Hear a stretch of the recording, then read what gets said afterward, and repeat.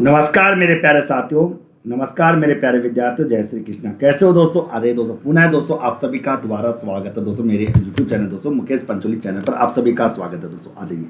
तो कैसी चली दोस्तों? अब देखो मित्रों, आज से आप लोगों के लिए एक नई पहल की शुरुआत मैंने कर दी है मित्रों। आप लोगों के लिए अलग से दोस्तों मैंने एक फोल्डर बना दिया है टेस्ट सीरीज के सॉल्यूशन के नाम से। और आज का जो टेस्ट है दोस्तों, आप सभी को विदित है, आज का जो टेस्ट है वो आपकी जो यूनिट 7 है, जिसमें statical system and statical organisation की बात की जा रही है, उससे संबंधित दोस्तों। उसको लेकर जय श्री कृष्णा सर, आप कैसे हो? देखो मैं ठीक हूँ दोस्तों। मनवारी लाल जी मीना जय श्री कृष्णा, विष्णु वैष्णव जय श्री कृष्णा, सभी को दोस्तों वेरी वेरी गुड इवनिंग दोस्तों। एक बार सभी लोग जुड़ जाइए। अब देखो मित्रों, मैं आपको एक बताऊं, सबसे बड़ी बात है, अब मैंने टेस्ट सीरीज के सॉल्यूशन के नाम से एक अलग से फोल्डर बना रखा है। जितने भी टेस्ट होंगे वो सीरियल वाइज दोस्तों आपको टॉपिक वाइज मिलते जाएंगे। टॉपिक का नाम होगा, उसका सॉल्यूशन रहेगा, उसकी पीडीएफ आपको टेलीग्राम पे मिलती रहेगी। बहुत कुछ होगा दोस्तों, बहुत कुछ होगा दोस्तों, बस मजा आने वाला दोस्तों, मजा आने वाला। ओके, अभी तो देख रहे हैं आप लोगों के लिए क्या क्या प्लान करता हूं दोस्तों। ओके, आज मैं इस कक्षा के माध्यम से आप लोगों से स्टैटिकल ऑर्गेनाइजेशन का टेस्ट आपसे सॉल्व। अच्छा बताओ, तो आप लोग टेस्ट दिए या नहीं दिए? बताओ, ये बताओ, कमेंट करो, आप लोगों ने टेस्ट दिया था या नहीं दिया था? गुड इवनिंग दोस्तों, गुड इवनिंग, गुड इवनिंग।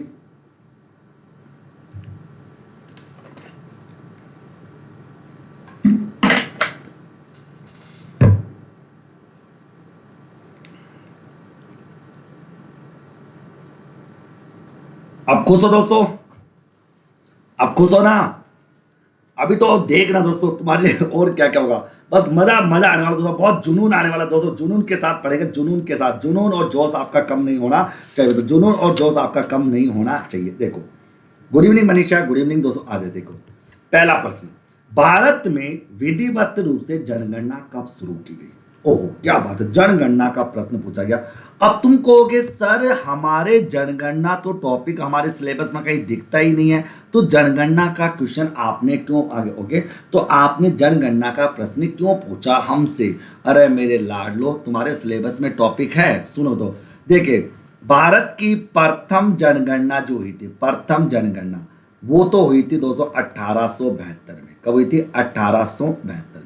पहली जनगणना तो 1872 में हुई थी। 1800। सर आप एक रिक्वेस्ट है कि आप, सर आपसे एक रिक्वेस्ट है कि आप पार्ट 1 से टेस्ट हो। बेटा पार्ट 1 से ही टेस्ट हो रहा है दोस्तों। ओके, आगे तो देखो 1872 से बात आ रही है। 1800 में विष्णु क्या करना चाह रहा है? सर फर्स्ट यूनिट कंप्लीट हुई है मेरे, ऐसा लग रहा है कि एक सीट तो मेरी है, आपके नोट्स बहुत जोरदार। अभी तो देखो दोस्तों, तुम देखते जाओ, तुम मस्त हो। तुंगाना तुंगाना ना तुंगना ना क्या तुगाना नाम है क्या? कोई बात नहीं, जिसने नहीं दिया कोई बात नहीं, घबराओ मत। जिसने दे दिया अच्छी बात, जिसने नहीं दिया घबराओ, चलते रहेंगे दोस्तों, खूब पढ़ो। तो पहली जनगणना 1872 में हुई थी। उस समय दोस्तों ब्रिटिश वाइस राज जो थे वो लॉर्ड मेयो थे। उससे कौन थे? लॉर्ड मेयो के काल में दोस्तों ये जनगणना हुई थी पहली बार। ओके, उसके बाद विधिवत रूप से जो जनगणना हुई थी, विधिवत, ओके, विधिवत रूप से जो जनगणना हुई थी, विधिवत रूप से जो जनगणना हुई थी वो हुई थी 1881 में हुई थी दोस्तों। जिसके आधार पर ये कहा गया था कि अब प्रतिवर्ष जनगणना, प्रतिवर्ष जनगणना जो है मित्रों वो 10 वर्ष में होगी। कितने? 10 वर्ष में होगी।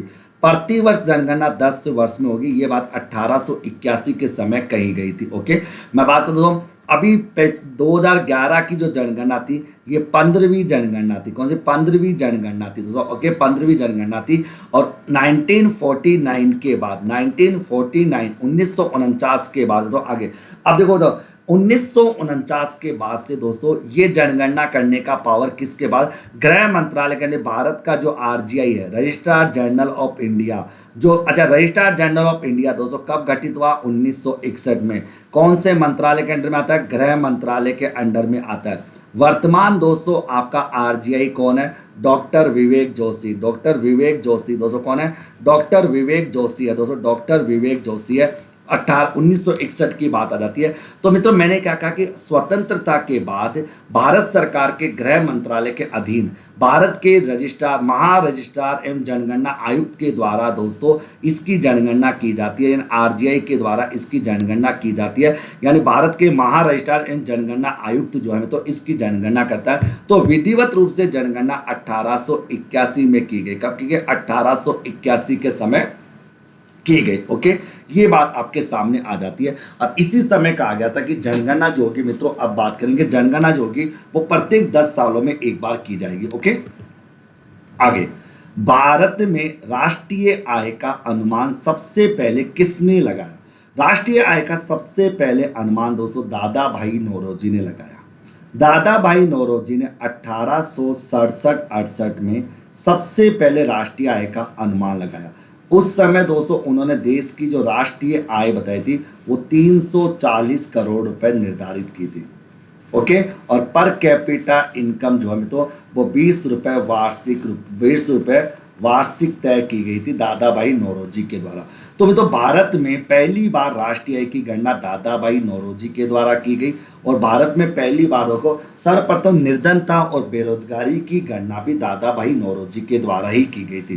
दादा भाई नौरोजी की एक पुस्तक थी दोस्तों, इनकी एक किताब थी, उस किताब का नाम था अनब्रिटिश रूल्स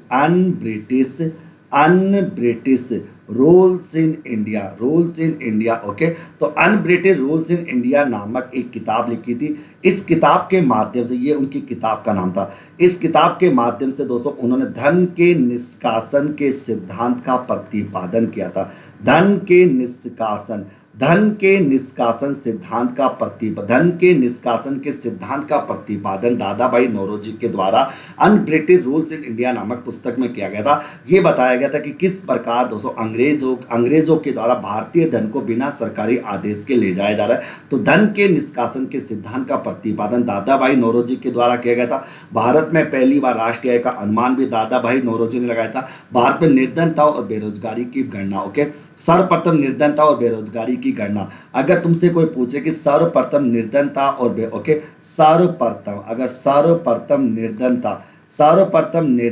सर्वप्रथम निर्धनता एवं बेरोजगारी की गणना, तो सबसे पहले निर्धनता और बेरोजगारी की गणना भी किसके द्वारा की गई? दादा भाई नौरोजी के द्वारा ही की गई। तो सबसे पहले गरीबी, निर्धनता और बेरोजगारी की गणना भी दादा भाई नौरोजी के द्वारा की गई। सबसे पहले राष्ट्रीय आय का आकलन भी दादा भाई नौरोजी ने किया। दादा भाई नौरोजी की किताब का नाम था अनब्रिटिश रूल्स इन इंडिया, जिस किताब में उन्होंने धन के निष्कासन के सिद्धांत का प्रतिपादन किया। दादा भाई नौरोजी ने जब सबसे पहले राष्ट्रीय आय की गणना की थी उस समय देश की राष्ट्रीय आय 340 करोड़ रुपए तय की गई थी और देश की प्रति व्यक्ति आय 20 रुपए वार्षिक तय की गई थी। अगला प्रश्न, राष्ट्रीय आय समिति का गठन किसकी अध्यक्षता में किया गया? देखो तो राष्ट्रीय आय समिति को देखो बताओ, साइमन कुंजनेट्स की जब बात आती है तो साइमन कुंजनेट्स ने तो क्या किया था? राष्ट्रीय आय की गणना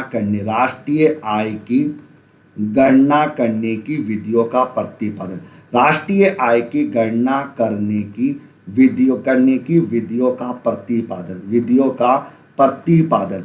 तो भारत में राष्ट्रीय आय की गणना करने की विधियों का प्रतिपादन किसने किया? साइमन कुंजनेट से। साइमन कुंज ने राष्ट्रीय आय की गणना करने की 3 विधियां बताई थी। सब पुराने टेस्ट, डेली टेस्ट में से हट गए, बिल्कुल मैंने हटा दिए दोस्तों। मैंने इसलिए हटा दिए दोस्तों क्योंकि मैंने अब आप नया सिस्टम का, अब आपका जितना भी टेस्ट होगा टेस्ट सीरीज के नाम से एक अलग से फोल्डर बना दिया। तो टेस्ट सीरीज के नाम से जितने भी सॉल्यूशन होंगे ना उनका अलग से फोल्डर मिलेगा। आज आपके 3 टेस्टों के सॉल्यूशन होंगे क्योंकि वहां पर टेस्ट सीरीज में दोस्तों 3 टेस्ट होंगे। मैं वापस लगा दूंगा, तुम मस्त रहो दोस्तों, तुम सोचो मत ज्यादा। तो साइमन कुंजनेट्स की बात करें, तुम मस्त रहो दोस्तों, तुम खूब पढ़ाऊंगा। तो राष्ट्रीय आय की गणना करने की विधियों का प्रतिपादन किसने किया? साइमन कुंजनेट से। साइमन कुंजनेट से राष्ट्रीय आय की गणना करने की 3 विधियां बताई। कितनी विधियां? राष्ट्रीय आय की गणना करने के लिए 3 विधियां इसने बताई, उत्पाद विधि, आय विधि और व्यय विधि। पंडित जवाहरलाल नेहरू की जब बात आती है, मतलब पंडित जवाहरलाल नेहरू, जिनको दोस्तों आर्थिक नियोजन का जनक कहा जाता है, यानी भारत में इकोनॉमिक प्लानिंग का जनक, भारत में आर्थिक नियोजन का जनक, तो भारत में आर्थिक नियोजन का जनक पंडित जवाहरलाल नेहरू को कहा जाता है। अर्थात दोस्तों भारत में पंचवर्षीय योजनाओं की देन पंडित जवाहरलाल नेहरू की मानी जाती है। प्रोफेसर पीसी महालनोबिस की अध्यक्षता में दोस्तों 4 अगस्त दोस्तों कितनी, 4 अगस्त 1949, 4 अगस्त 1949 को एक समिति बनी थी। इस समिति का नाम था राष्ट्रीय आय नियोजन समिति। सबसे पहली इंपॉर्टेंट बात है, इस समिति के अध्यक्ष कौन थे, पीसी महालनोबिस थे।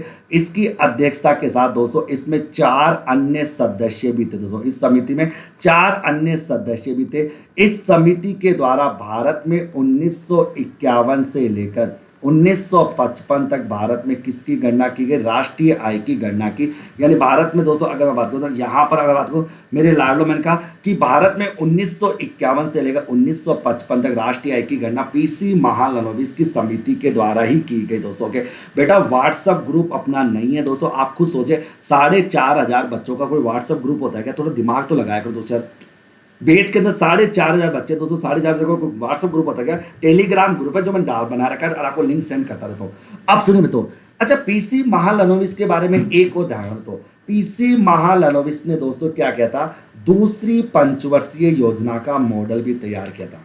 दूसरी पंचवर्षीय योजना का प्रारूप तैयार, दूसरी पंचवर्षीय योजना का प्रारूप तैयार किया। ओके, प्रारूप तैयार किया। तो भारत की दूसरी पंचवर्षीय योजना का प्रारूप तैयार किया दोस्तों। ये दूसरी पंचवर्षीय योजना जो थी 1956 से लेकर 1961 तक ये योजना बनाई गई थी। इस दूसरी पंचवर्षीय योजना का प्रारूप पीसी महालनोबिस के द्वारा ही किया गया।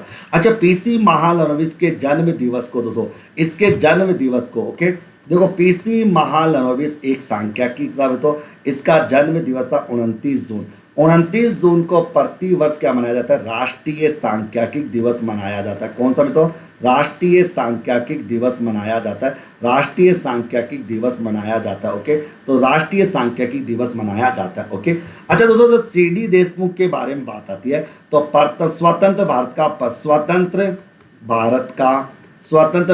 प्रथम भारतीय गवर्नर, स्वतंत्र भारत का प्रथम भारतीय आरबीआई गवर्नर, प्रथम भारतीय आरबीआई गवर्नर जो है वो कौन है मित्रों, आपका सीडी देशमुख। कौन है, तो CD Deshmukh. Okay, CD Deshmukh आपके सामने आएगा। तो यहाँ पर आंसर आएगा पीसी महालनोबिस। कौन सा मतलब, पीसी महालनोबिस आपका यहाँ पर आंसर आएगा, क्योंकि पीसी महालनोबिस की अध्यक्षता में 4 अगस्त 1949 को दोस्तों भारत में राष्ट्रीय आय की गणना करने के लिए एक समिति बनी थी। इस समिति में टोटल मिला के 4 सदस्य थे मित्रों। इस समिति ने 1951 से लेकर 1955 तक राष्ट्रीय आय की गणना की थी। भारत सरकार की दूसरी पंचवर्षीय योजना का प्रारूप भी पीसी महालनोबिस की अध्यक्षता में किया गया था। और इस पीसी महालनोबिस, जिसका नाम है प्रशांत चंद्र महालनोबिस, इसका जन्म दिवस 29 जून को होता है। इस 29 जून को दोस्तों क्या मनाया जाता है, राष्ट्रीय सांख्यिकी।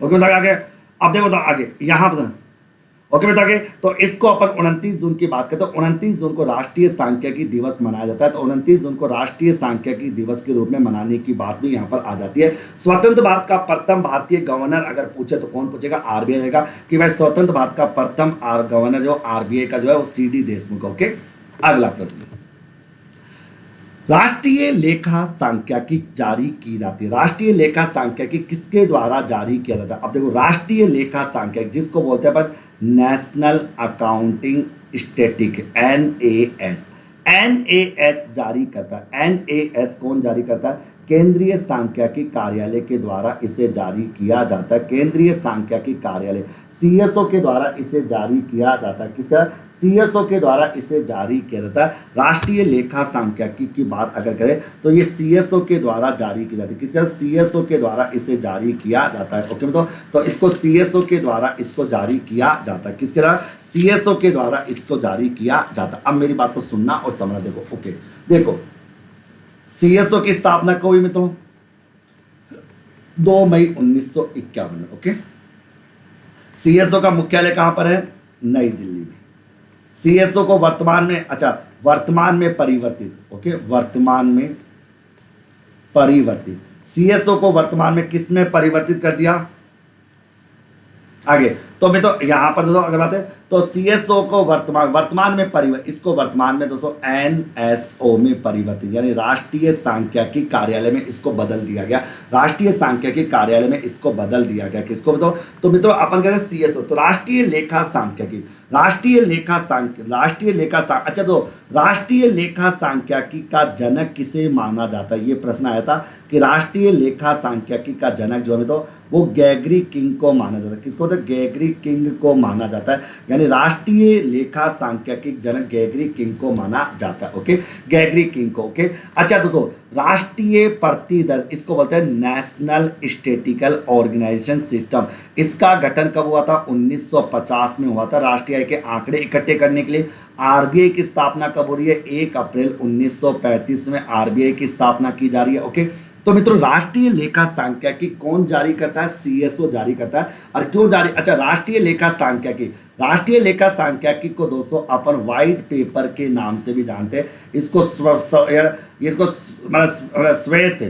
इसको श्वेत प्रपत्र के नाम से भी जाना जाता है। इसको व्हाइट पेपर के नाम से, ओके, इसको व्हाइट पेपर, हाँ बिल्कुल दोस्तों, एक ही बात है। ओके, तो इसको व्हाइट पेपर के नाम से भी जाना जाता है, जिसमें राष्ट्रीय आय के आंकड़ों को जारी किया जाता है। यानी राष्ट्रीय आय के आंकड़े जारी करने की जो तकनीक है वो राष्ट्रीय लेखा सांख्यिकी कहलाती है, जो सीएसओ के द्वारा जारी होता है। और सबसे बड़ी बात है तो एनएसएसओ और एनएसओ में क्या बेटा, दोनों अलग है। देखो बेटा, पहले क्या होता था? राष्ट्रीय आय के आंकड़े इकट्ठे करता था एनएसएसओ और उन आंकड़ों को जारी करता था सीएसओ। लेकिन दोस्तों अभी 2019 में दोस्तों इन दोनों को एक कर दिया गया और इनका नाम कर दिया गया एनएसओ। अर्थात दोस्तों अब ये दोनों वर्तमान में अस्तित्व में नहीं है। अब वर्तमान में कौन है? एनएसओ है, नेशनल स्टैटिस्टिकल ऑर्गेनाइजेशन या नेशनल स्टैटिस्टिकल ऑफिस, राष्ट्रीय सांख्यिकी कार्यालय दोस्तों वर्तमान में है। यानी एनएसएसओ और सीएसओ दोनों को मर्ज कर दिया गया।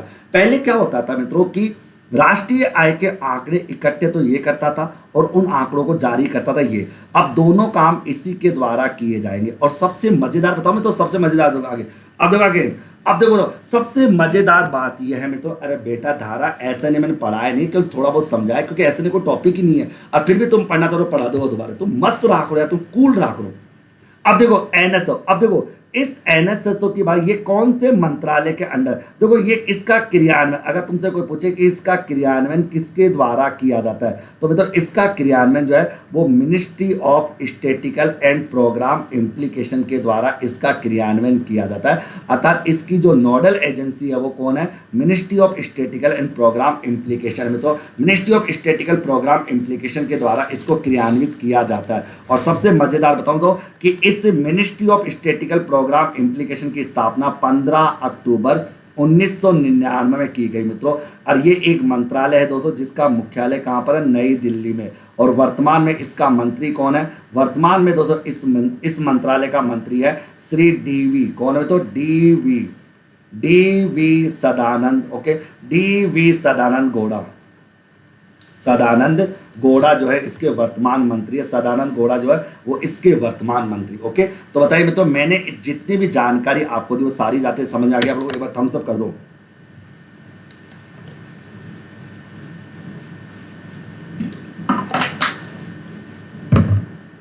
ओके, यहां तक सारी बातें समझ आ गया आप लोग? यहां तक सारी बातें समझ आ गई? यस या नो? आगे, राष्ट्रीय आय के आंकड़े कौन जारी करता है? तो कौन जारी करता है मित्रों? एनएससीएसओ जारी करता है। देखो नेशनल सैम्पलिंग सर्वे ऑर्गेनाइजेशन, जिसकी स्थापना 1950 में की गई। इसका काम राष्ट्रीय आय के आंकड़े इकट्ठे करना। राष्ट्रीय आय के आंकड़े केंद्रीय सांख्यिकी कार्यालय के द्वारा जारी होते हैं, जिसकी स्थापना 2 मई 1951 में की गई। ओके, इन दोनों को 2019 में मर्ज कर दिया गया। इनका नाम नेशनल स्टैटिस्टिकल ऑफिस इसका नाम कर दिया गया। योजना आयोग बना कब था? 15 मार्च 1950 में बना था। योजना आयोग 15 मार्च 1950 को बना था, जिसको परिवर्तित कर दिया गया। किसमें परिवर्तित कर दिया गया? 1 जनवरी 2015 को इसको नेशनल इंस्टीट्यूशनल ट्रांसफॉर्मिंग इंडिया अर्थात नीति आयोग में इसको परिवर्तित कर दिया। ओके बताओ, तो नीति आयोग में इसको परिवर्तित कर दिया गया। वित्त मंत्रालय का काम क्या होता है दोस्तों जानते हो तो? कि भारत की आर्थिक समीक्षा को जारी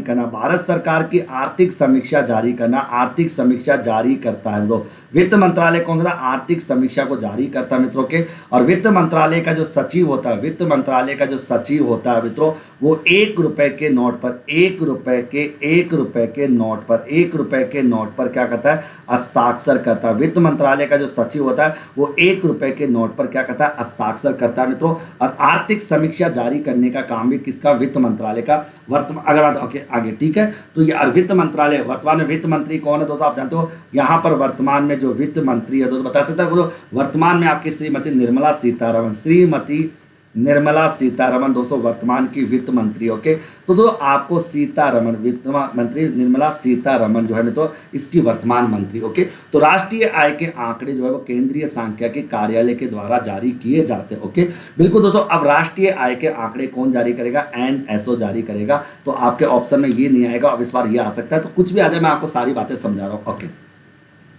चलिए मित्रों, अगला प्रश्न कहा जा रहा है मित्रों कि राष्ट्रीय प्रतिदर सर्वेक्षण निर्देशालय की स्थापना कब की गई। तो ये प्रश्न आपसे पूछा जा रहा है कि राष्ट्रीय प्रतिदर की बात हो तो राष्ट्रीय प्रतिदर दोस्तों यहाँ पर आपके नाम, तो देखो इसका पूरा नाम है नेशनल सैम्पलिंग सर्वे ऑर्गेनाइजेशन। इसकी स्थापना कब की गई, 1950 में की गई। ओके, अब देखो इसकी स्थापना 1950 में की गई। इसका हेड ऑफिस कहाँ पर है, इसका हेड ऑफिस है दोस्तों न्यू दिल्ली में। कहाँ पर है तो न्यू दिल्ली में इसका हेड ऑफिस है। ओके, इसके कार्य क्या क्या है, इसका कार्य एक तो ये था दोस्तों राष्ट्रीय आय से संबंधित, राष्ट्रीय आय से संबंधित आंकड़े इकट्ठे करना, राष्ट्रीय आय से संबंधित आंकड़े इकट्ठे करना, एकत्रित करना। तो राष्ट्रीय आय से संबंधित आंकड़े एकत्रित करना एक तो इसका ये कार्य। तो भारत में राष्ट्रीय आय से संबंधित आंकड़े इकट्ठे करने का काम किसका होता है, एनएसएसओ का होता है। तो राष्ट्रीय आय से संबंधित जितने भी आंकड़े इकट्ठे होते हैं वो एनएसएसओ करता है। इसके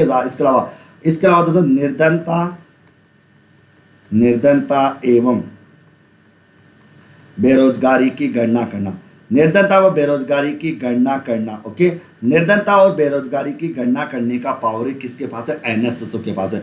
तो भारत में दोस्तों निर्धनता और बेरोजगारी की जो गणना होती है वो गणना भी इसी के द्वारा, एनएसएसओ के द्वारा ही की जाती है।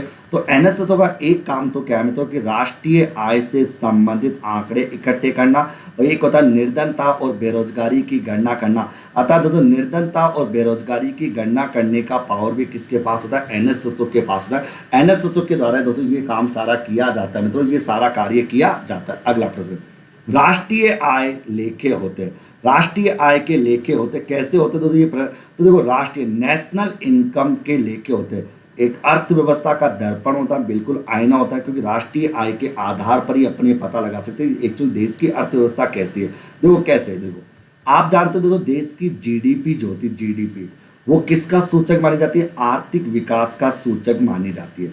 जीडीपी को देश के आर्थिक विकास का सूचक माना जाता है। जीडीपी देश के आर्थिक विकास का सूचक होती है। ओके, जीडीपी देश की, देखो जीडीपी की बात करते हैं ये आर्थिक विकास का सूचक होती है। यार हेमराज बेटा आपसे मैं हाथ जोड़ के निवेदन करता हूँ, मेरे से कोई भी प्रश्न पूछना शाम को 4 बजे से लेकर 6 बजे के बीच में पूछा करो। आप लोग ऐप के अंदर थोड़ा बहुत तो अपनी मेहनत करो, थोड़ी बहुत तो अपनी मेहनत करो, थोड़ा तो ऐप को देख लो यार, क्या कमेंट करो दोस्तों, यहाँ पे पढ़ाई पे ध्यान दो ना यार, थोड़ी बहुत तो मेहनत करो, थोड़ी बहुत तो, मैं ज्यादा तो खुद ही नहीं कर रहा, मैं खुद ही तुम्हारे लिए जिंदा दे कर दूंगा।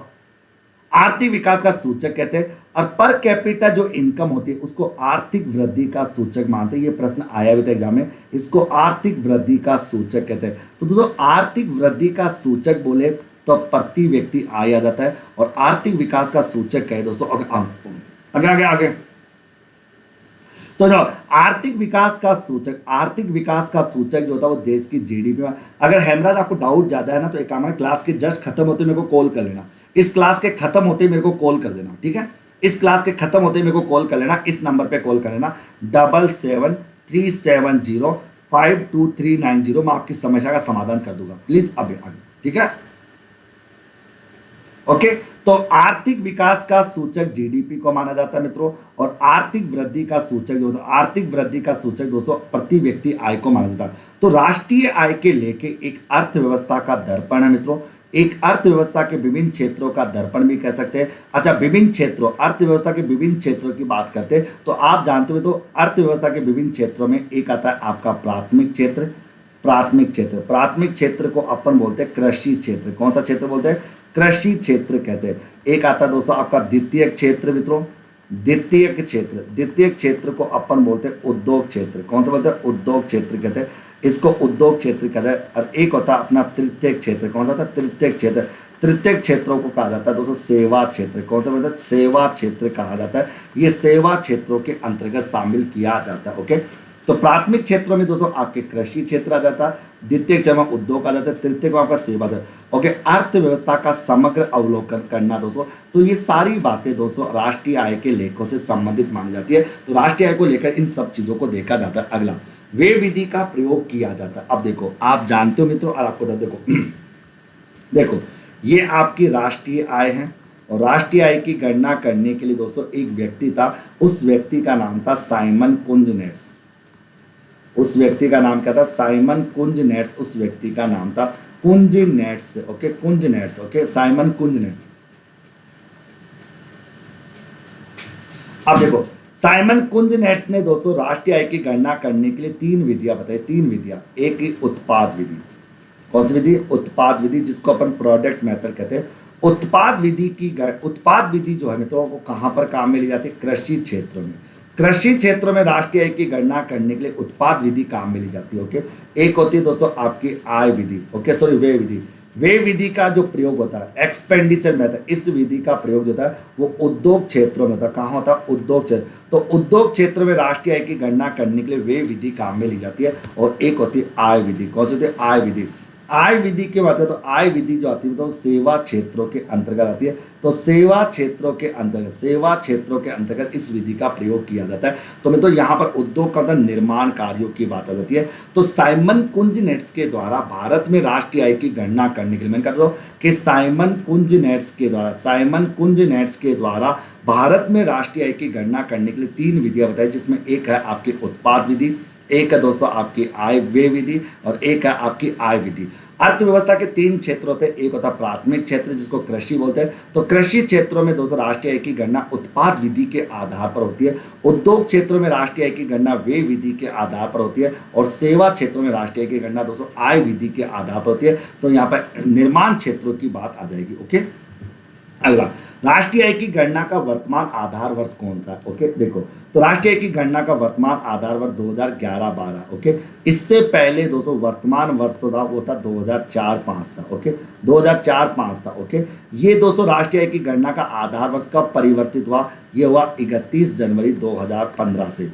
31 जनवरी 2015 से दोस्तों राष्ट्रीय आय की गणना करने के आधार वर्ष को परिवर्तित कर दिया गया। 31 जनवरी 2015 से भारत में राष्ट्रीय आय की गणना करने के आधार वर्ष को परिवर्तित कर दिया गया, और आधार वर्ष 2011-12 कर दिया गया 2004-05 के स्थान पर। अच्छा दोस्तों, किस समिति की सिफारिश पर? कई बार पूछ लिया जाए में तो कि आधार वर्ष को परिवर्तित किस समिति की सिफारिश पर किया गया? तो इसके लिए प्रणव सेन समिति, दोस्तों एक प्रणव सेन समिति का गठन किया गया था। अच्छा, परिवर्तन किसने किया? में तो परिवर्तन किसने किया? परिवर्तन किया दोस्तों नीति आयोग द्वारा। किसके द्वारा किया गया?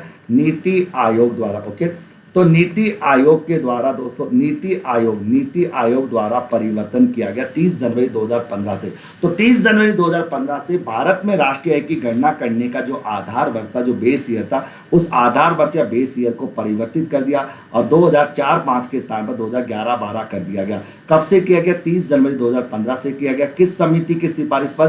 प्रणव सेन समिति की सिफारिश पर। और किसके द्वारा किया गया? नीति आयोग के द्वारा किया गया। अब देखो, सामान्यतः राष्ट्रीय आय की गणना करने का एक आधार वर्ष होता है, और आधार वर्ष के रूप में उस वर्ष को लिया जाता है जिस वर्ष में कीमतों में ज्यादा उतार चढ़ाव नहीं होता। दोस्तों कई बार पूछ रहे हैं कि आधार वर्ष क्या होता है, तो आप कहते हैं वह वर्ष जिसमें ओके, तो मैं तो वह वर्ष जिसमें वस्तुओं तथा सेवाओं, वह वर्ष जिसमें वस्तुओं तथा सेवाओं की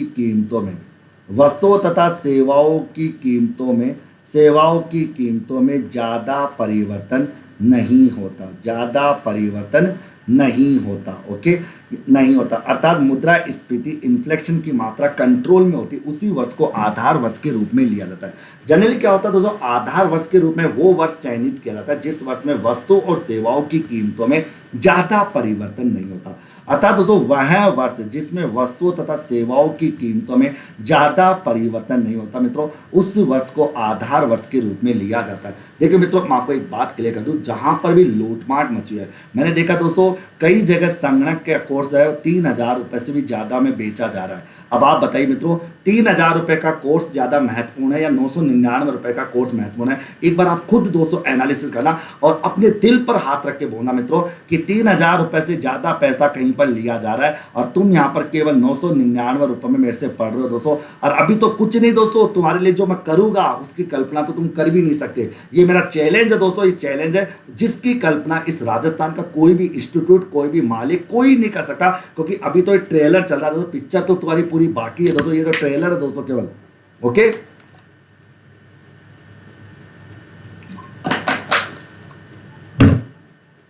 अब देखो, तो वह वर्ष जिसमें वस्तुओं तथा सेवाओं की कीमतों में ज्यादा परिवर्तन नहीं होता, उस वर्ष को आधार वर्ष के रूप में लिया जाता है। ओके, और वर्तमान आधार वर्ष कौन सा है? 11-12। ओके, सांख्यिकी एवं कार्यक्रम क्रियान्वयन मंत्रालय का गठन कब किया गया? ओके, मतलब इसको बोलते हैं अपन ministry of statistical and programme implication दोस्तों। ओके, ओके, तो ministry of statistical and programme implication, इसका गठन दोस्तों 15 अक्टूबर 1999 में किया गया। 15 अक्टूबर 1999। ओके, तो 15 अक्टूबर 1999 में किया गया। ओके,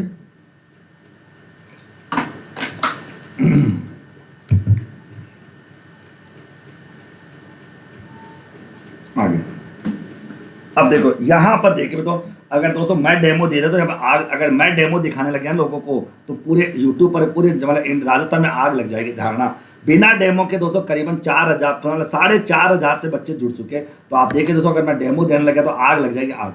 तो मैंने कहा कि सांख्यिकी एवं कार्यक्रम क्रियान्वयन मंत्रालय का जो गठन है तो वो 15 अक्टूबर 1999 में किया गया। और किसके द्वारा किया गया? मौसमी के द्वारा। ओके, मौसमी के द्वारा। ओके, मौसमी का गठन। ओके, सांख्यिकी एवं कार्यक्रम क्रियान्वयन मंत्रालय के अधीनस्थ कार्यरत है। तो इसके नीचे कौन कौन संस्था कार्य करती है, मतलब इसके नीचे कौन कौन सी संस्थाएं कार्य करती है, तो ये प्रश्न आपसे पूछा जा रहा है। तो देखो, सांख्यिकी एवं कार्यक्रम क्रियान्वयन मंत्रालय जिसका गठन कब हुआ? 15 अक्टूबर 1999 में किया गया। ये एक मंत्रालय, तो इसका हेड ऑफिस कहाँ पर दोस्तों? नई दिल्ली में। इसका हेड ऑफिस कहाँ पर? नई दिल्ली में। ओके, और इसका वर्तमान मंत्री कौन है? वर्तमान मंत्री, तो वर्तमान मंत्री है दोस्तों आपके श्री डी वी सदानंद गौड़ा। सदानंद गौड़ा जो है तो इसके वर्तमान मंत्री। Okay, DV. सदानंद गौड़ा इसके वर्तमान मंत्री है। तो सांख्यिकी एवं कार्यक्रम क्रियान्वयन मंत्रालय की बात आ रही है, तो किसकी? मैंने कहा था सांख्यिकी एवं कार्यक्रम क्रियान्वयन मंत्रालय के अधीनस्थ कार्यरत संस्थाएं कौन कौन सी है? तो एक है राष्ट्रीय सांख्यिकी विभाग, बिल्कुल हो। तो राष्ट्रीय सांख्यिकी विभाग एक तो याद आएगा, केंद्रीय सांख्यिकी कार्यालय, केंद्रीय सांख्यिकी कार्यालय याद जाएगा, राष्ट्रीय प्रतिदश सर्वेक्षण कार्यालय आ जाएगा। तो ये सारी की सारी संस्थाएं इसके अंडर में काम करती है, सारी की सारी संस्थाएं जो है वो इसके अंडर में काम करती है। ओके, आगे सांख्यिकी एवं कार्यक्रम क्रियान्वयन मंत्रालय को किस अंतर्राष्ट्रीय संस्था का नोडल एजेंसी नियुक्त किया गया? बहुत ही लाजवाब दोस्तों, बहुत ही लाजवाब दोस्तों, बहुत ही। तो जो ये तो आपको पता ही नहीं होगा मित्रों, लेकिन बहुत ही इंपॉर्टेंट प्रश्न जो एग्जामों में पूछा जाता है कि मैंने कहा मित्रों सांख्यिकी एवं कार्यक्रम क्रियान्वयन मंत्रालय को किस अंतर्राष्ट्रीय संस्था की नोडल एजेंसी नियुक्त किया गया? तो सार्क दोस्तों, जो अपना दक्षिणी एशियाई देश होते हैं मित्रों, सार्क जो 8 देश होते हैं उनकी नोडल एजेंसी के तौर पर इसको रखा गया। तो सांख्यिकी एवं कार्यक्रम क्रियान्वयन मंत्रालय सार्क की अंतर्राष्ट्रीय नोडल एजेंसी के तौर पर नियुक्त की गई। मतलब किसकी दोस्तों? अंतर्राष्ट्रीय नोडल एजेंसी के रूप में नियुक्त की गई। अगला प्रश्न, अगला मित्रों कि सांख्यिकी एवं कार्यक्रम क्रियान्वयन मंत्रालय द्वारा जारी किया जाता है। तो जारी दस्तावेज कि सांख्यिकी एवं कार्यक्रम क्रियान्वयन मंत्रालय कौन कौन से दस्तावेज जारी करता है, इसके अलावा कौन कौन से दस्तावेजों को जारी किया जाता है? पहला मित्रों ये भारत का सामाजिक और आर्थिक सांख्यिकी जारी करता है मित्रों, सेवा उत्पादक सूचकांक भी जारी करता है, स्वच्छता स्टेटस रिपोर्ट, ये सारी चीजें दोस्तों इस मंत्रालय के द्वारा जारी की जाती है। सांख्यिकी एवं कार्यक्रम क्रियान्वयन मंत्रालय के वर्तमान केंद्रीय मंत्री कौन है?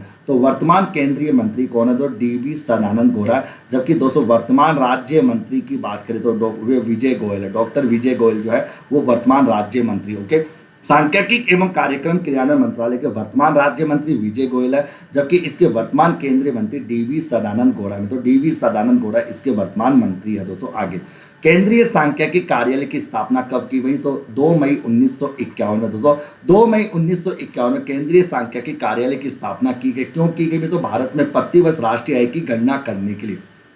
देखो सीएसओ की स्थापना 1951 में की गई दोस्तों, 2 मई। ओके, इसका जो हेड ऑफिस है वो कहाँ पर है दोस्तों? नई दिल्ली में। कहाँ पर? नई दिल्ली में इसका हेड ऑफिस है। इसके द्वारा क्या क्या कार्य होते हैं? एक तो दोस्तों प्रत्येक साल, प्रत्येक 3 महीने में एक बार, तो प्रति तिमाही जीडीपी के आंकड़े जारी करती है, प्रतिवर्ष राष्ट्रीय आय के आंकड़े जारी करती है। ओके मित्रों, इसके अलावा दोस्तों उपभोक्ता, इसके अलावा दोस्तों अपन औद्योगिक उत्पादन सूचकांक को भी जारी करती है। ओके, इस प्रकार और भी कई प्रकार के कार्य सीएसओ के द्वारा किए जाते हैं। ओके, सीएसओ कई प्रकार के। केंद्रीय सांख्यिकी कार्यालय का मुख्यालय कहाँ पर है? नई दिल्ली में। इसका मुख्यालय कहाँ पर है? नई दिल्ली में।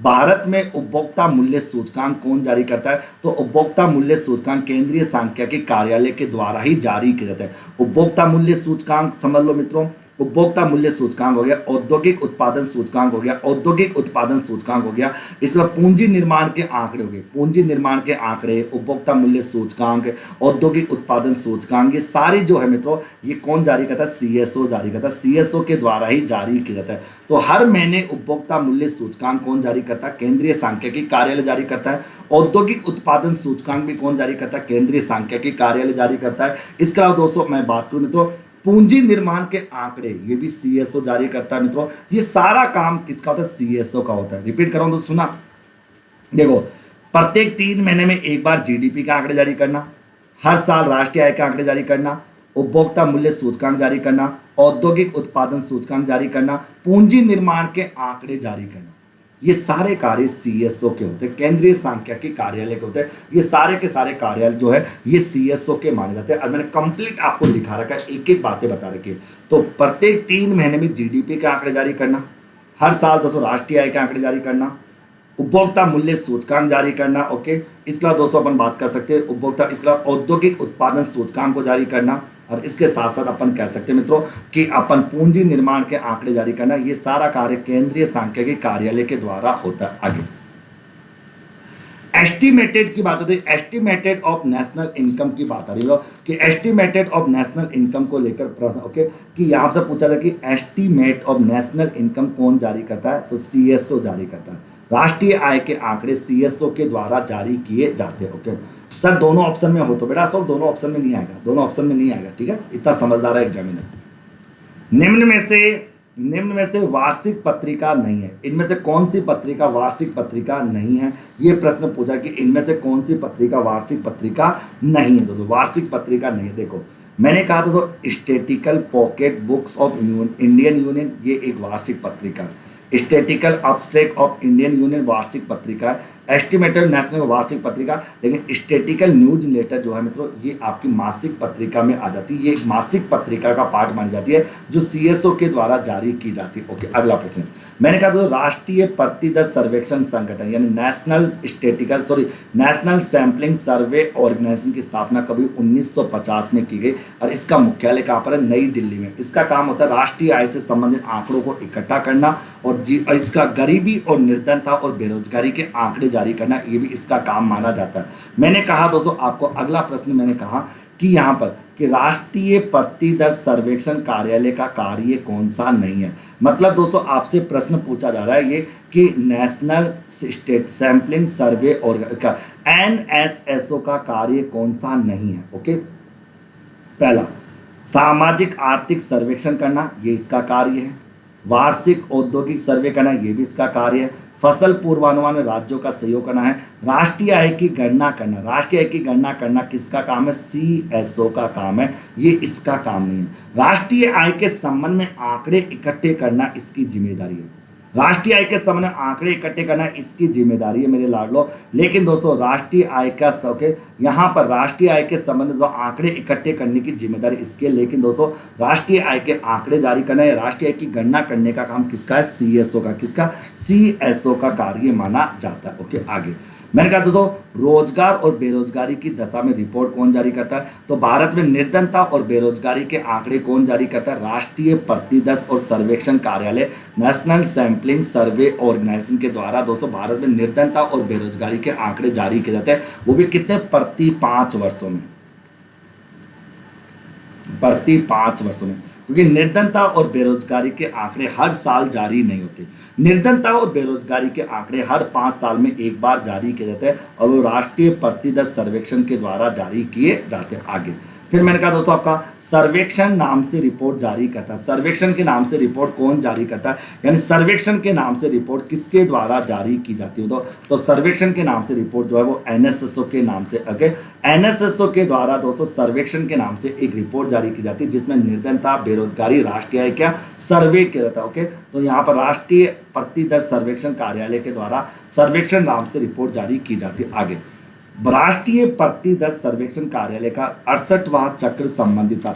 ये 68वां चक्र किससे संबंधित था दोस्तों? ये प्रश्न आपसे पूछा जा रहा है। तो मित्रों 68वां चक्र जो ग्रामीण शहरी निर्धनता से संबंधित था। ग्रामीण शहरी निर्धनता से संबंधित चक्र था। तो राष्ट्रीय प्रतिदश सर्वेक्षण कार्यालय का जो 68वां चक्र था दोस्तों वो ग्रामीण शहरी निर्धनता से संबंधित था। ओके, आगे तो यहां पर अनिल बेटा ये संगणक की ही क्लास है भाई यारो, तुमको पता नहीं है संगणक और एएसओ दोनों का सिलेबस सेम है, दोनों का सिलेबस सेम है। तुमको मैं ये काम एएसओ को हटा के कल संगणक ही कर देता हूँ, तुम्हारी समस्या ही खत्म। तो अपन ग्रामीण शहरी निर्धनता की, ग्रामीण शहरी निर्धनता तो मैंने कहा राष्ट्रीय प्रतिदश सर्वेक्षण कार्यालय जो 68वां जो चक्र में तो वो ग्रामीण। तुमको दोस्तों लगता है कि 2-2 बार फीस जमा कराने का मजा आता देखा, मैं कहूँगा कल एक काम एक फोल्डर संगणक का कर दूंगा और एक फोल्डर एएसओ का कर दूंगा, तुम्हारी समस्या खत्म। ओके, ग्रामीण शहरी निर्धनता की बात यहाँ पर आ जाएगी। आगे मैंने कहा दोस्तों रोजगार बेरोजगारी के आंकड़े नियमित अंतराल पर कौन जारी करता है? नियमित अंतराल है तो पंचवर्षीय। दोस्तों आप जानते हो तो कि निर्धनता और बेरोजगारी के आंकड़े जो होते हैं तो वो हर साल जारी नहीं होते बल्कि हर 5 साल में एक बार जारी होते हैं और एनएसएसओ के द्वारा जारी किया जाता है। ओके मित्रों, तो रोजगार और बेरोजगारी के जो आंकड़े वो नियमित अंतराल में हर 5 साल में एक बार जारी किए जाते हैं और वो भी एनएसएसओ के द्वारा जारी किए जाते हैं। ओके, तो रोजगार और बेरोजगारी के आंकड़े नियमित अंतराल पर जारी होते हैं, वो भी किसके द्वारा मित्रों? ये जारी होता है पंचवर्षीय, मतलब हर 5 वर्ष में एक बार, 5 वर्षों में एक बार ये आंकड़े जारी किए जाते हैं। ओके, ठीक है मित्रों।